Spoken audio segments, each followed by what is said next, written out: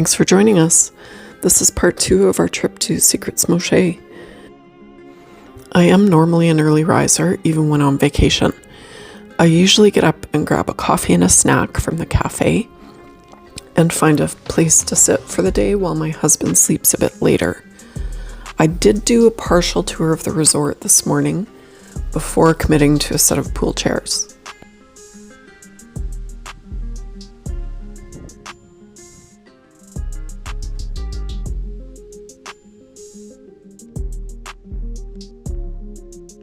I do always love a lot of dense jungle foliage at a resort, and this has that in abundance.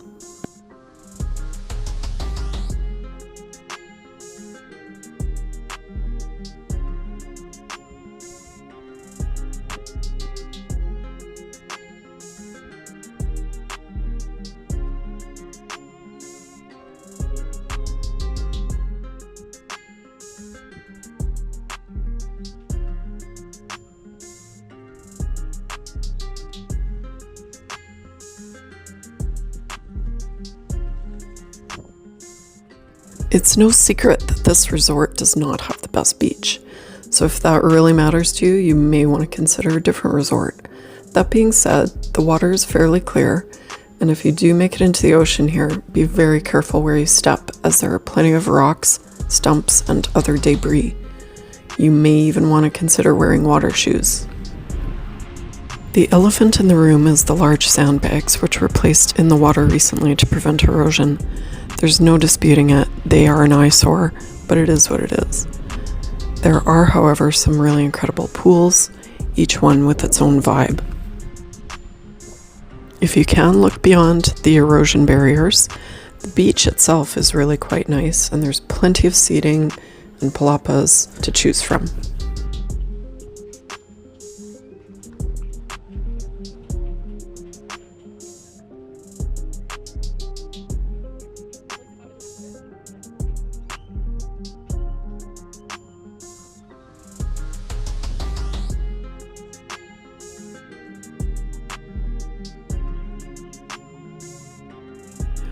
We began our first day at the Sugar Reef pool, which is just behind the main activity pool, and also has a swim-up bar. It's a nice spot, and you can still hear music and all the action from the main pool.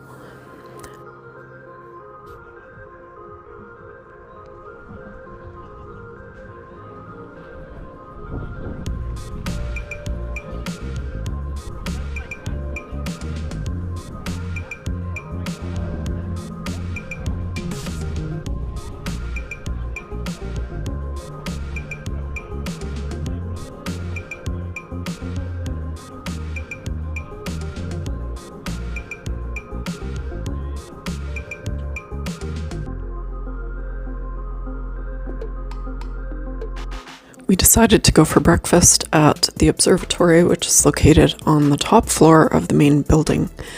This is only accessible to preferred level guests. My breakfast wasn't great. The waffles were cold and the fried chicken pieces were small and dry. Greg's French babka was delicious, earning our meal a 3.5 bikinis out of a possible 5.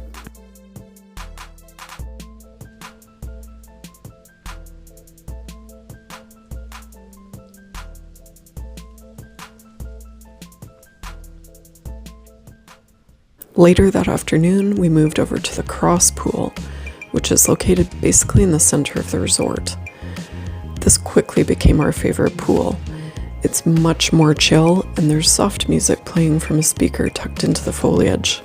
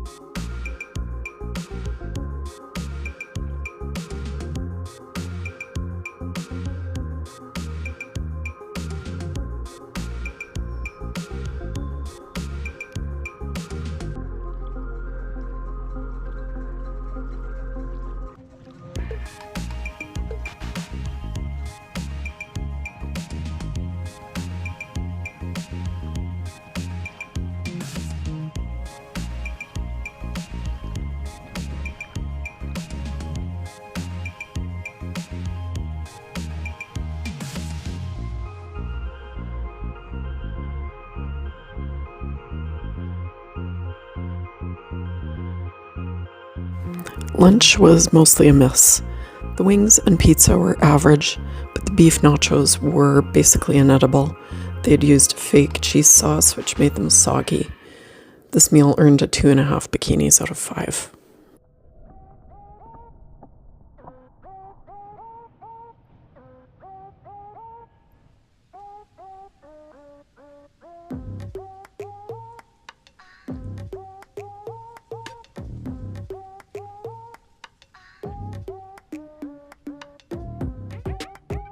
Whenever we stay preferred level, we pop into the preferred lounge for drinks quite frequently, as there are generally higher-end liquor choices available.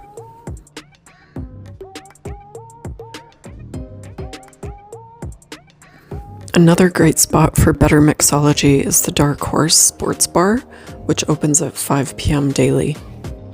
It has 2 floors, and there's a golf simulator, pool tables, foosball, and lots of TVs to watch your favorite games. We had intended on going to Allora, the Italian restaurant, for dinner this evening. There was a bit of a wait for a table, which we were okay with initially, but there were so many large, very loud groups here that evening that we eventually opted for a quiet meal in our room. Here you will see the secrets box, which is a box that the hotel staff can use to deliver food or other items that you've requested to your room without disturbing you.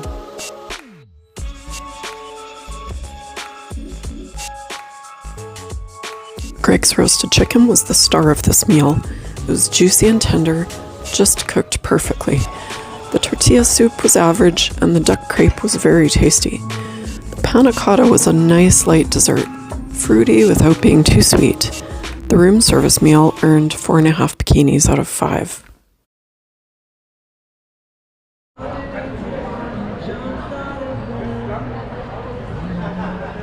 Another nice touch is that there's live music playing at Bamboo every evening, providing a lovely chill atmosphere.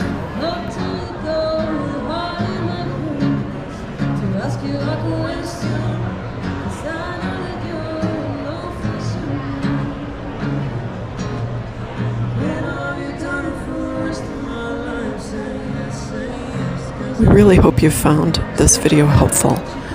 Thank you so much for watching.